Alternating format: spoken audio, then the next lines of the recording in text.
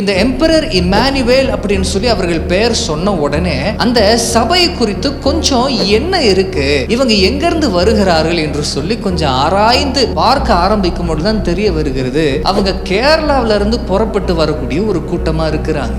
எந்தெந்த இடத்துல கிறிஸ்துவர்கள் இருக்கிறாங்க, யார் வீட்டுக்கு முன்னாடி ஸ்டார் தொங்குது, யாருடைய கதவுல ஒரு வசனத்தை ஒட்ட வச்சிருக்கிறாங்க, இல்ல ஒரு சிலுவையை போட்டு இருக்கிறாங்க, இப்பேற்பட்ட வீடுகளிலே நுழைந்து பேசும்படிக்கு இவங்க எப்போதுமே ஒரு கூட்டமா புறப்பட்டு போறாங்க. நம்ம கையில பைபிள் இருக்கிறது. பைபிள்ல நம்மால படித்து தெரிந்து கொள்ள முடியாத எந்த ஒரு சத்தியத்தையுமே விசேஷமாக பரிசுத்த ஆவியானவருடைய துணையோடு கூட படித்து தெரிந்து கொள்ள முடியாத எந்த ஒரு சத்தியத்தையுமே உலகம் நமக்கு சொல்லி புரிய வைக்க முடியாது. இங்கதான் ஒவ்வொரு வசனத்திற்குமே ஒரு போதனை என்றும் ஒவ்வொரு வசனத்திற்குமே ஒரு உபதேசம் என்றும் நிறைய பேர் கள்ள உபதேசங்களை எடுத்துக்கொண்டு கடைசி நாட்களிலே புறப்பட்டு இருக்கிறார்கள்.